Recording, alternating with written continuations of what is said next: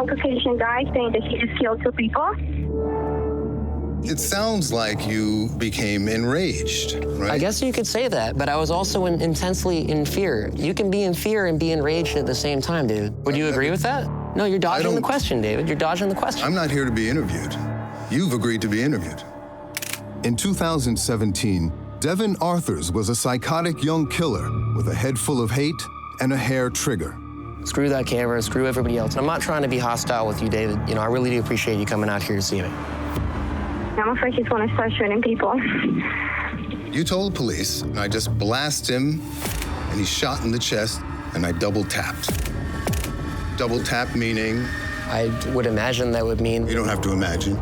You know what you did. Yeah. What does it mean? It means that I killed him. You shot him twice in the head. Yeah. What rifle? The AK-47. Run in the Jeremy's room, and then I looked his face. It's full off. You consider yourself a terrorist? By the definition of what I've done. Now this self-described former terrorist is talking for the first time about the strange mix of malice and madness that drove him to kill. Is Andrew witnessing this? Yes. And is he in the line of fire? Yes. And he's answering for the bloody rampage that took 2 lives. Where did you shoot him? I don't remember. How many rounds did you fire? I don't remember. You don't remember? I don't like to think about things. There's blood everywhere. Yeah?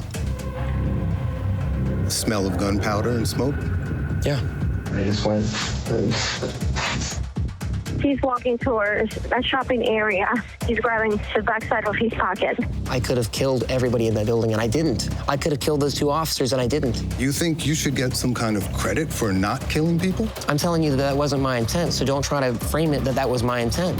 A deeply disturbed mind on display for all to see and under the influence of violent online extremists. Let me ask you this. Did you say that you're sane or insane?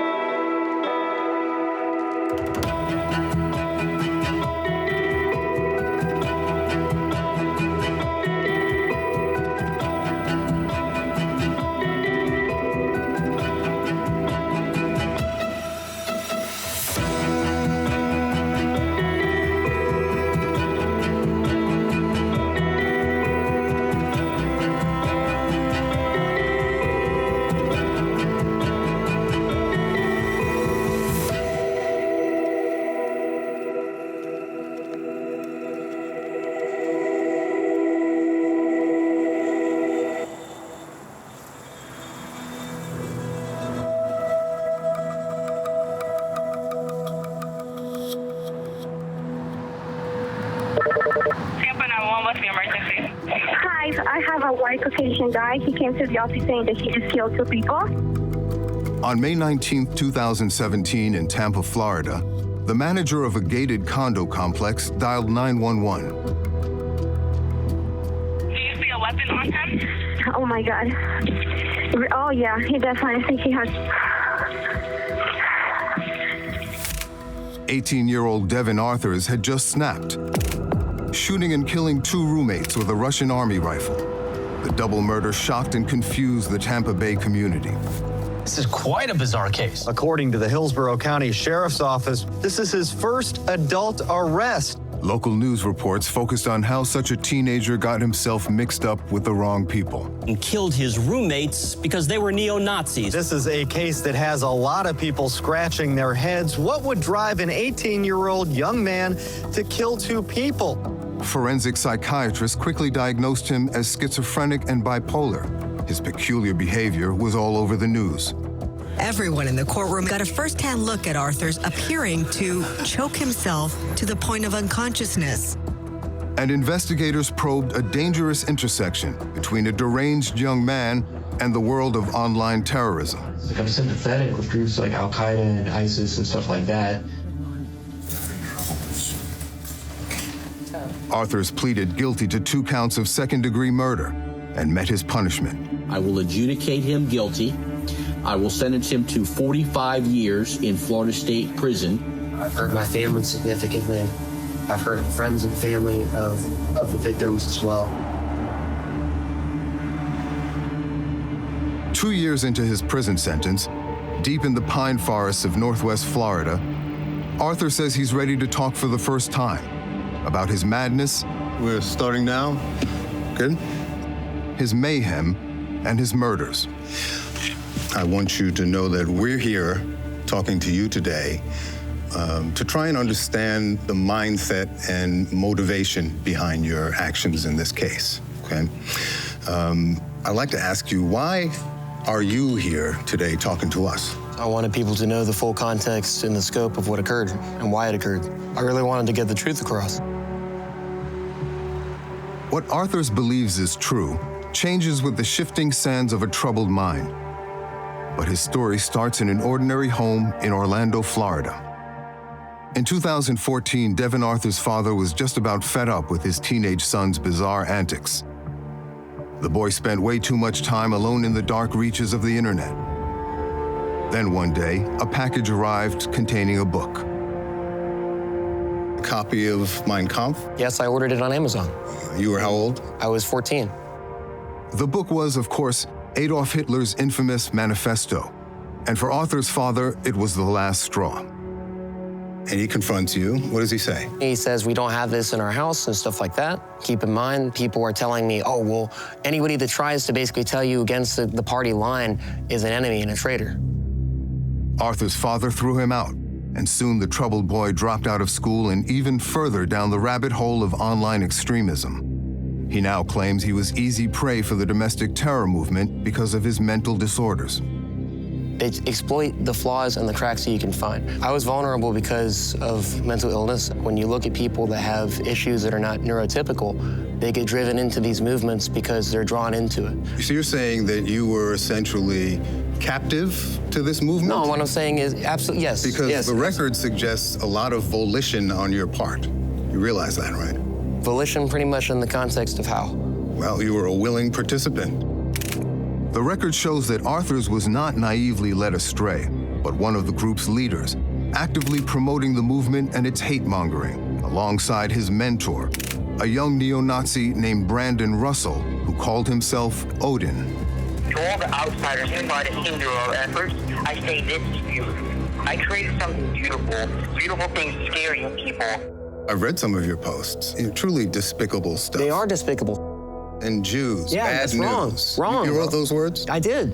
Because all people Jews were telling are me subversive. To. It's in their nature. And that was wrong. How about this? We's taking yo women's. Wrong. Think again. Wrong. Oil drilling is just as gross as coal burning. Both wrong. Create mongrels. Yes, that's wrong. Those were your terms for interracial sex and mixed race yes, children, right? It was. You wished ill on whole groups of people. It's easy to... People like me. Mongrels like me. And it was wrong. And neither of your own parents had as much influence as... No, because they capitalized on trying to turn me against my own family. That's what ISIS does. That's what the Nazis do. They're evil. They are the epitome of evil. Well, you say they, but you were in it. You were part of it. I fell for a lie, David. In fact, Arthurs fell for two.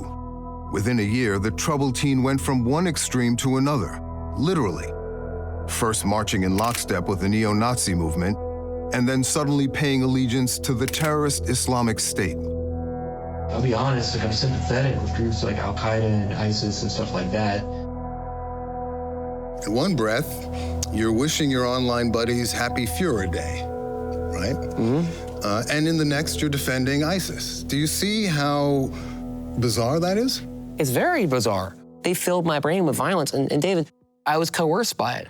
Allahu Akbar. Allahu Akbar. But the truth may lie not in which brand of hateful terror Arthur says he believed in when, but how his deranged mind was wired for both extremes, and ultimately for murder. So do you think that it is part of your mindset, your personality, your mental state that you are given to extremes? Well, yes, sir. On May 19, 2017, Devon Arthurs' lethal mix of mental derangement and violent manifesto was about to explode. By then, He was living with Brandon Russell in the inconspicuous condo that served as the group's headquarters. 2 young recruits had just moved in, unaware that Arthurs was drifting ever closer to a new extremist cause and a killing spree. There's a growing tension in the household. Correct. And you're cleaning your rifle. Yes. What rifle? The AK-47. Devon, tell me in as much detail as you can recall what happened that night.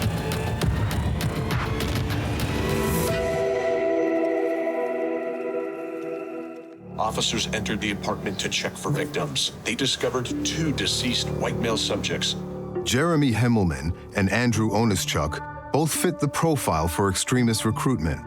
They were both high school dropouts and troubled young men trying to find themselves. Instead, they found Devon Arthurs and his fellow online Nazis in the domestic terror group he helped to establish, the Atomwaffen Division. What was the mission of Atomwaffen Division? The mission of Atomwaffen Division and its right was trying to overthrow the U.S. government and implement a National Socialist state. You know, targeting government structures, targeting people. And targeting minorities in an all-out race war, as was reported at the time. Atomwaffen's been training for what they believe is a coming war. Point it at them and pull the trigger. The only right they deserve is the right of lead. Hail Hitler. Arthurs had been living with the group's leader in this unassuming gated condo community. Take me inside. What does it look like? What am I seeing? You're gonna see a North Korean flag on the wall. You're gonna see explosives in the garage. You're gonna see a giant Nazi war banner in the room. You're gonna see a picture of Timothy James McVeigh. Timothy McVeigh? Yeah, and you're gonna see— the Oklahoma bomber. Yes. You're gonna see different books that pertain to bomb making, the Anarchist Cookbook, the Turner Diaries. All required reading for terrorist groups. Yeah, like you know, basically crazy books utilized by crazy people. Inside, the group amassed guns and bomb-making materials. Arthurs had helped lure young recruits into the fold. I've seen correspondence where you're recruiting and screening recruits for racial purity. When was that? I'm just saying, like, you deny that? I'm denying that wholeheartedly. People who are applying are offering up their ancestry for vetting. Offering up their ancestry for vetting? That's right. There's one particular young man who has who says he's got Caribbean blood, and you're asking him about the nature of that. You ask him if he's 1/8 native. None of that rings a bell? None of it rings a bell. It's all in the record. At one point, we know Arthurs even seized the leadership of Atomwaffen, even though he continues to try to diminish his role in the group. At one point, you were the acting leader. No, I was not. Deny that.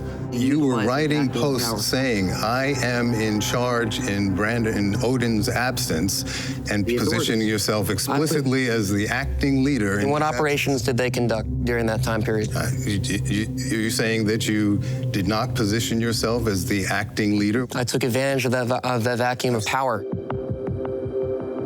On May 1st, 2017, 2 young recruits, Himmelman and Onischuk, arrived at the Florida hate group from their homes in Massachusetts, unaware of the dangers that awaited them inside. By the time they had moved in, Devon Arthurs had drifted away from the online neo-Nazi movement. He was still ranting and raving on the internet, but increasingly for an entirely different violent movement, ISIS. And now you're soaking up Islamic extremist propaganda. You say, I'm sympathetic to groups like Al-Qaeda and ISIS and stuff like that. So now you've gone literally from one extreme to another. Yeah, it was silly. It was dumb, man. Is it true that you pledged allegiance to ISIS? I never actually physically went over there. I mean, if you want to say that I supported it, yeah, I mean, absolutely. And you're drifting ideologically from the strictures of far-right fascism. Correct. And you have converted to Islam. Correct. And your house guests were especially annoyed by your newfound religious practice. Correct. And they even say that you tried to convert them. Is that true? I had discussions with them about it, but I never tried to convert them. But there was a lot of different headbutting pertaining to the difference of ideology, yeah. There's a record that suggests that they were trying to get out of this. One of them writes to the other one, "Wake up so we can leave this hole. Don't want to listen to this cuck pray for another minute." Wow. All right, so he was basically offended by somebody praising God. And you were offended that you were being ostracized online and perhaps in real life because of your newfound faith. Correct. And your Nazi friends, both online and in real life, are pretty fed up with it. Oh, yeah, absolutely. Is that fair? Yeah. Arthurs began calling himself Khalid and preaching his new brand of ISIS terror to Himmelman and Honest Chuck. And that was not what the newcomers signed up for. There's a growing tension in the household. Correct. It's Friday, May 19th. Yes, sir. And you're cleaning your rifle. Yes. What rifle? The AK-47. At some point, Jeremy makes the fatal mistake of, according to you, ridiculing you and your faith. He holds up my Quran. He threatens to throw it at me. And he said, I found your book of sin or fairy tales on my dresser. Emotions that he's going to throw the book? Yes. But he doesn't throw it. Well, because he ended up being shot. So you shoot Jeremy, right? In the chest? According to what you told police? Yeah. It's been a long time since I thought about it. I don't like to think about things like that. You told police, I remember I just blast him once, and he's shot in the chest, and he's down. And I double tapped. It sounds like you lost control of yourself. Yes. Double tap meaning? I would imagine that would mean that I... Well, you don't have to imagine. You know what it means. Yeah. What does it mean? It means that I killed him. You shot him twice in the head. Yeah. After shooting him in the chest. Is Andrew witnessing this? Yes. And is he in the line of fire? Yes. How did you shoot him? I suppose I did it with the same rifle, right? Where did you shoot him? I don't remember. How many rounds did you fire? I don't remember. I don't like to think about things like that. Arthurs becomes visibly uncomfortable and starts looking for ways to avoid recalling and discussing the details. I assume there's blood everywhere. Yeah? Smell of gunpowder and smoke? Yeah. Did they die right away? I would imagine so, yeah. Arthurs had come unhinged, but he wasn't finished with his psychotic terror spree. He traded his rifle for a 9mm handgun. You call your father. I love you, Dad. You won't be hearing from me again. He thinks it's a joke. My mother tells me to put the gun down immediately. That wasn't enough to snap you out of the red zone? It kind of did. It did? It did. Well, you didn't put the gun down. Well, did I shoot anybody else? Well, did I discharge the weapon? You picked up another gun. Did I put in my hands on anybody in that building? You leave the condo and you go to the leasing office, right? Yeah. Did I kidnap anybody in that building? To announce the murders. Yes. Did he say he just killed those people, or he's about to? Yes, he said that he killed 2 people. He said that he killed 2 people.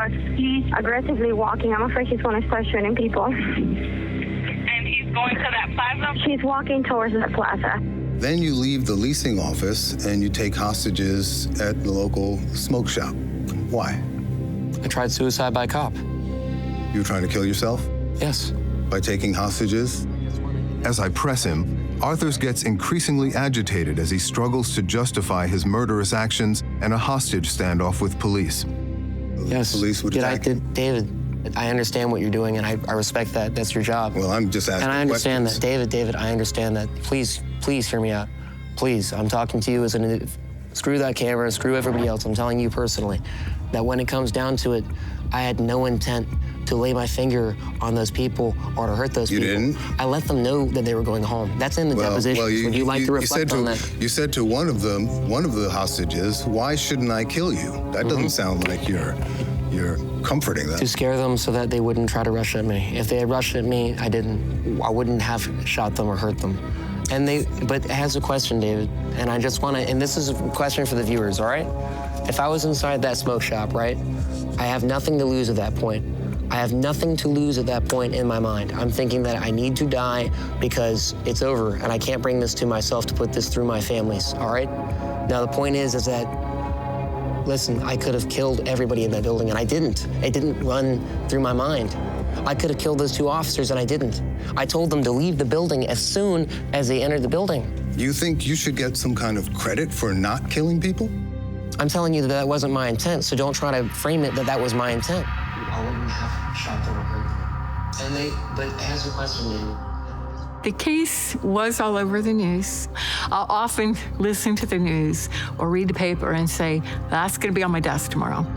Forensic psychologist Valerie McLean got the call to examine Arthurs after the murders. Do you think you should get some kind of credit for not killing people? I'm telling you that wasn't my intent, so don't try and frame it that was my intent. He's very fixated on trying to make sure that he gets heard about why this is his belief system about it, which I don't think is grounded in the reality of the situation. And I think that he's trying to reconstruct it, and it's not making a lot of sense. And I think he's frustrated because he doesn't understand his own behaviors at the time. He's actually in a pressured state as he's talking. His speech is interruptive. He's not able to be redirected, which is what we see with hypomania. And his frustration is that someone's challenging that belief system and saying, but that might not be the way it is. Arthur surrendered to police and would then unravel the madness and motives behind the murders. I remember in a blur, I shot them both, and I wasn't thinking clearly. I wasn't thinking sane. I wasn't thinking like a rational human being at that point. If I could go back, I would not do that, you know. And I remember I was in a trance at that point when that happened. I wasn't thinking clearly.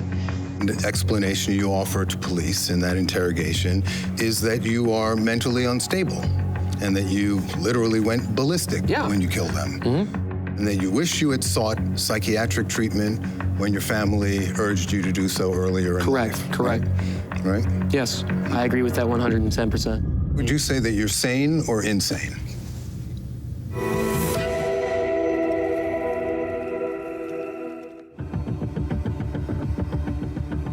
It took a double murder and a hostage standoff with police to burn off 18-year-old Devon Arthurs' violent rage. Sir, can you state your name for the record, please? My name is Devon Sean Ryan Arthurs.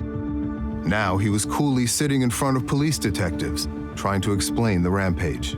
I felt very calm and collected after I did it. I felt like I wasn't really capable of feeling empathy for it. I'm very prone to getting angry a lot. I'm very to the point where I think that I might be kind of sick in that sense.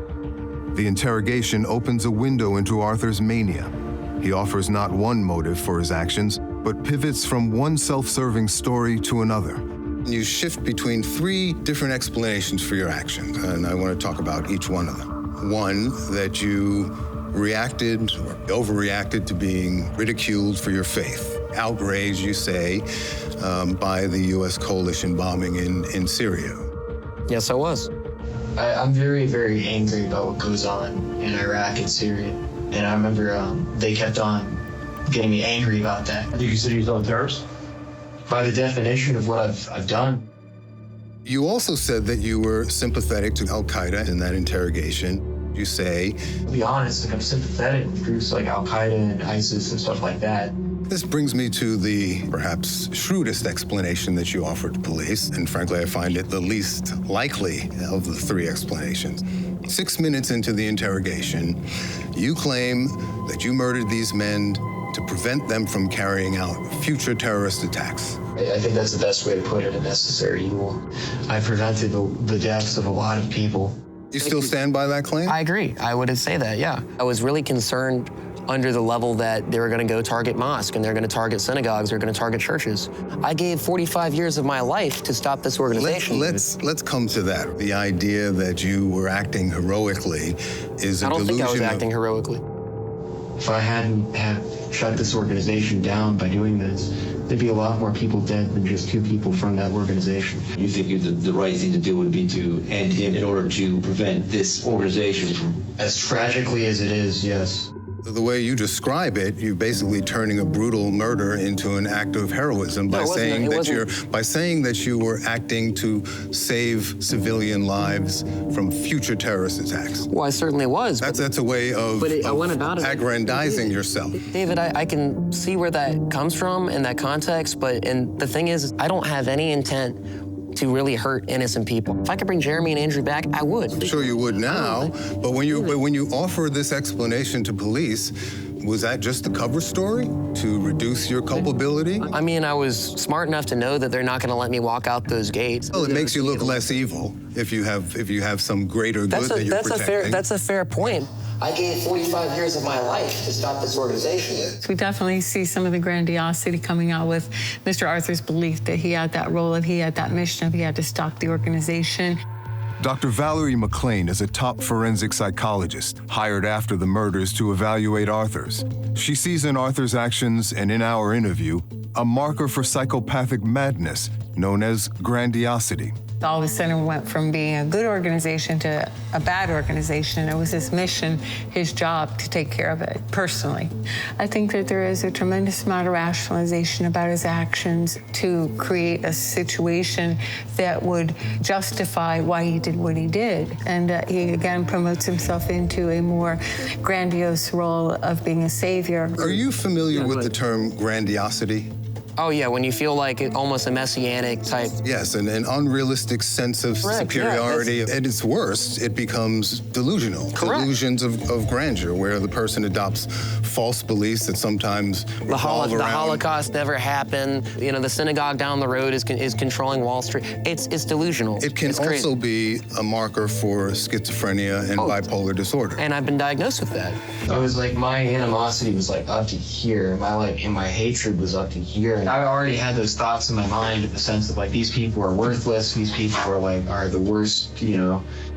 I was working my way to the most likely explanation for the murders and the most candid of Devon Arthurs' explanations to police. That you are mentally unstable and that you literally went ballistic when you killed them. Mm-hmm. It sounds like you became enraged, right? I guess you could say that, but I was also intensely in fear. You can be in fear and be enraged at the same time, David. Would you agree with that? I don't know. I could think about it. You've never, well, I mean, you said to police, no, you're dodging the question. I'm not here to be interviewed. You've agreed to be interviewed. You want to ask loaded questions, and that's fine. Well, they're all loaded questions. They are. Well, thank you for admitting that, but I appreciate it. But all right, listen. You told police that you wish you had sought psychiatric treatment when your family urged you to do so earlier in life. Correct.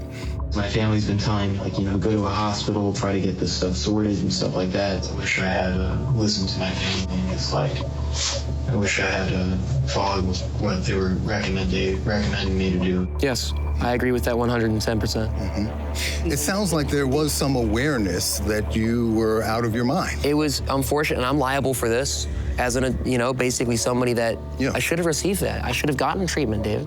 Would you say that you're sane or insane? I honestly don't know. It's an honest answer.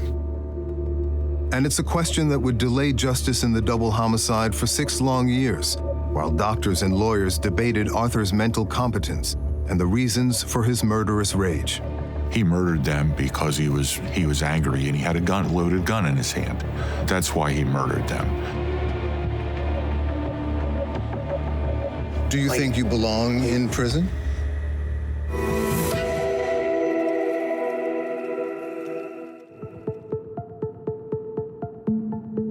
After Devon Arthurs was arrested for the brutal execution of Andrew Onischuk and Jeremy Himmelman, his guilt was not in question, but his sanity was, and quickly became local news fodder. Former Tampa neo-Nazi accused of shooting his 2 roommates to death is expected in court in the next few hours. Doctors are expected to reveal their findings about Devon Arthurs' mental state.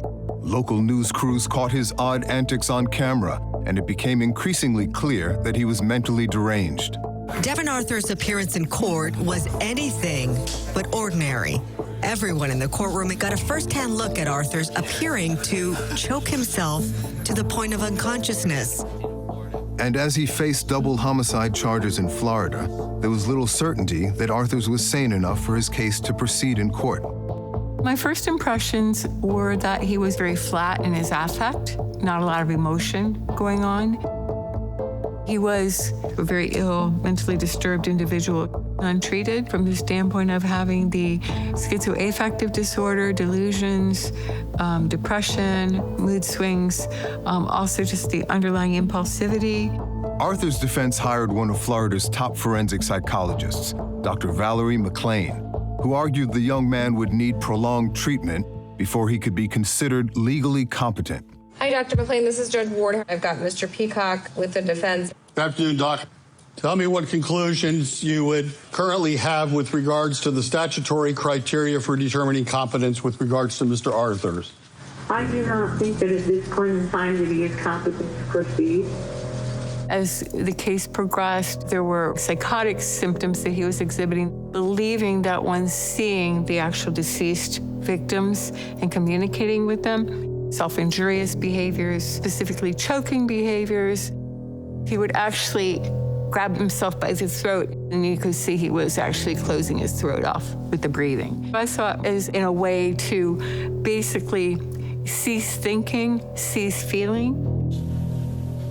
Your Honor, on May the 19th of 2007. It's difficult to tell with somebody who has what appear to be legitimate mental health issues, how much of it is being exaggerated and how much of it is legitimate. It was my personal belief that he was competent to stand trial based on the criteria for competence. In speaking with officers, he confesses a number of times to the murders of Mr. Himmelman. But prosecutor Ron Gale saw in Arthur's courtroom antics the specter of justice delayed and denied by lengthy psychiatric treatment for a man who quite simply flew into a rage and decided to kill. So is it possible he felt, based on what he did, that Andrew and Jeremy were in the room with him? That may be something that anybody would experience who had done what Devon Arthurs did, not necessarily related to his mental health. He murdered his roommates for the oldest reason for murder that we have, just because he was angry. They made him angry, he had a gun in his hand, and he used the gun in anger to kill his roommates. For 6 years, the victims' families waited, not knowing if Arthurs would ever be held to account for his crimes, as doctors and lawyers argued over his sanity and competence. I know I had multiple conversations, specifically with the Onischuk family, to the effect that I was not sure we were ever going to have him found competent by a court. I just was not sure that we were ever going to get there. The local community and media were gripped by the debate. Judge has determined that former neo-Nazi Devon Arthurs, the man who claimed he killed his roommates in 2017, is incompetent to stand trial. The court says ultimately, the court sided with Arthur's defense and sent him to the state's only criminal mental health facility, the Florida State Hospital in Chattahoochee. In fact, it took years to establish that you were even competent mentally to stand trial. You know, these are typically tropes of people with schizophrenia. Well, here I am in a psych prison camp, and I've spent years at Chattahoochee receiving mental health treatment. I want to be able to get the proper help. I think that I would much rather be at a mental hospital where I should have been. I feel sick, and I feel like I'm not right in the head, and I feel like once I get there, like if I can, I just want to talk to the doctors and be like, look, like I need to be isolated and I need to be transferred to like a hospital or something like that to get the right meds, to get the right things, you know, for me to be thinking properly. Were these statements about your mental illness in the interrogation, was that a ploy to set up an insanity defense? No, I really wanted to go to trial. I wanted to basically go and get this taken care of. I took the competency test when I was at Chattahoochee to come back, and I knew that I most likely would get a life sentence. But the point is that I know I'm gonna get life, but I wanna give my piece. When I gave my piece in court, when I gave that piece, I said, I wanna be an advocate against extremism. I feel like I can try to better myself, make myself a better human being, and make the lives of those around me better as well. And I hope that I can do things with my life even when I'm free, and dedicating my life against extremism and hate groups and many things like that. You also repeatedly asked to talk to the FBI, basically offering yourself as an informant. Absolutely. Well, in the context of stopping terrorism, yeah, absolutely. Well, was that a bid for leniency? It was a bid to prevent it. If I could get like a meeting with an FBI agent or something like that, I could shut down like not just Adam, but several other organizations, and to get some kind of plea bargain for what I've said and what I've pretty much prevented from happening. So did you really kill those men to stop and save future civilian lives? Or were you just trying to save yourself from the wrath of Florida justice? I would say that The wrath of Florida justice was going to be implemented no matter what. And if I was going to spite the state of Florida, if I wanted to spite society, I wouldn't have said anything. Well, it's an interesting question because the men that you murdered, right, they were kind of on the fringes of the group. So if you were trying to stop the group, why wouldn't you have targeted the leader? I didn't premeditate this crime of passion. It was wrong. I'm again, like David, like I'm not yes, heat of the moment, that rings true. What doesn't ring true is that you were acting for some greater good to save future lives. How about target no one and call the authorities? Yeah, you're right. But the problem is that you're right about that in that context. A lot of people ask me that question, and it's a reasonable question to ask. The problem is, What's the answer? The problem is that they weren't doing anything, David. Who wasn't? The law enforcement. And it would have been better if they would have just gotten through the system and caught and maybe go to jail or something like that for what they were planning. In 2023, 6 years after murdering Jeremy Himmelman and Andrew Onischuk, Devon Arthurs finally emerged from a psychiatric hospital and returned to court to face punishment for his crimes. In a similar situation, causing such pain for so many people, including the victims' families. The families of his victims had patiently and painfully waited for justice. Devon likes to use the American flag as a doormat. Like when you enter your house, they would, wipe on it, stomp on it, spit on it. Jeremy and Andrew, every morning before work, picked up the flag, they hanged it back up. Now, he'd finally have to face them. Can I speak directly to Devon? He can hear you. Do you think about the victims' families? They got life sentences.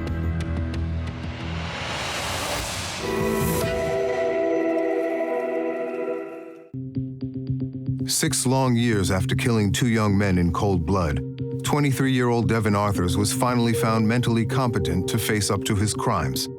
But instead of going to trial, Arthurs was able to cut a deal with prosecutors and pleaded guilty to 2 counts of second-degree murder. How do you wish to plead to these charges? I plead guilty.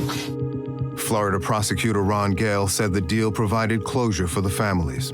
It's the families at that point that I need to make sure are adequately represented, and I'm seeking justice for their families. They really didn't want to go through a trial.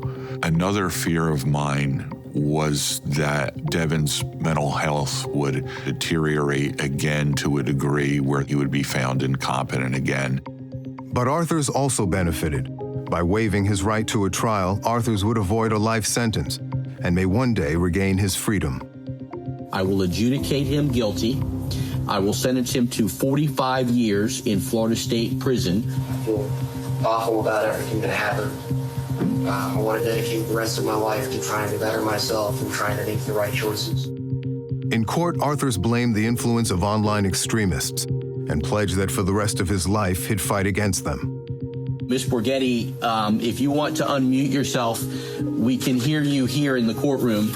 Can I speak directly to Devon? He can hear you.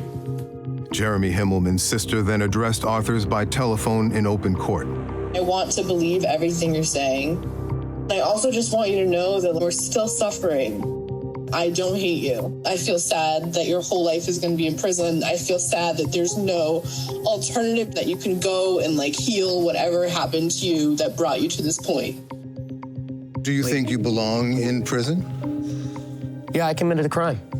And honestly, I own up to that. Actually, my time that I spend in prison isn't me saying that, oh man, I hate this place.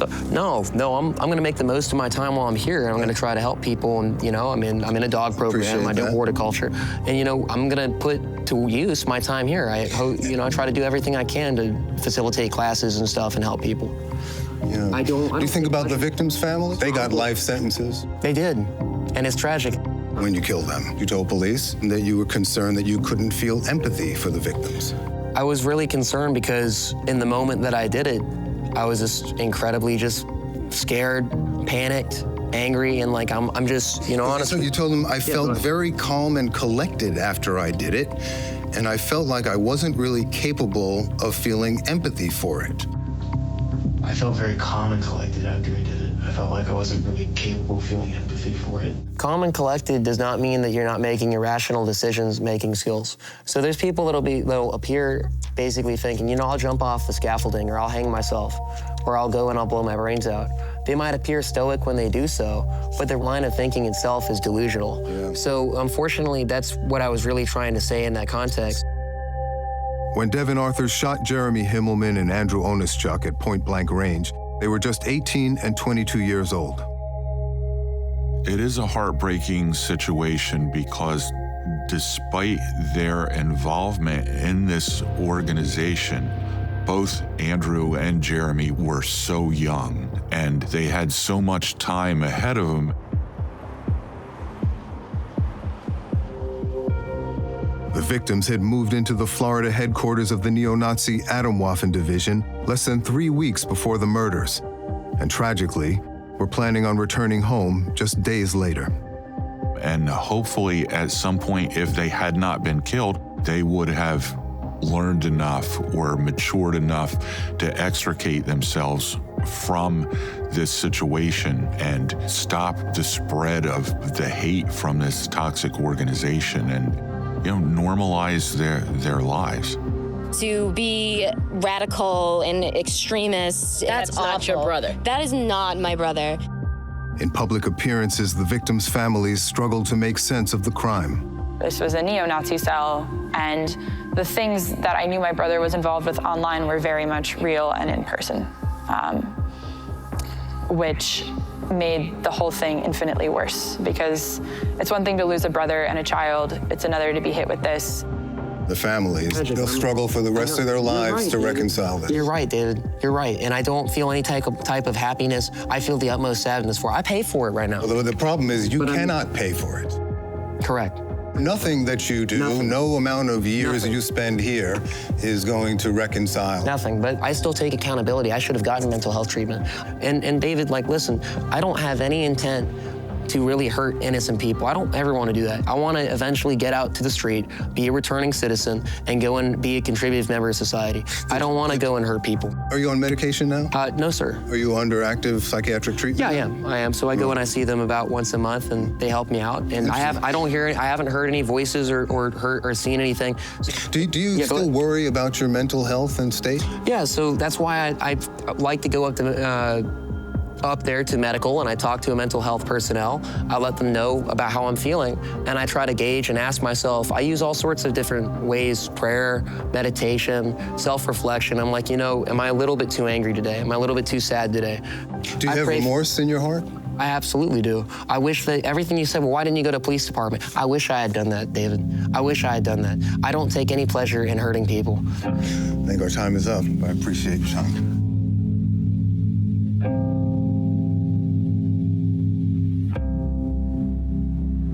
I left Devon Arthurs to his manic mix of revision and regret. Even with 4 decades awaiting him behind bars, he has hope for eventual freedom. Hope that he robbed in an angry instant from his victims and the families who loved them.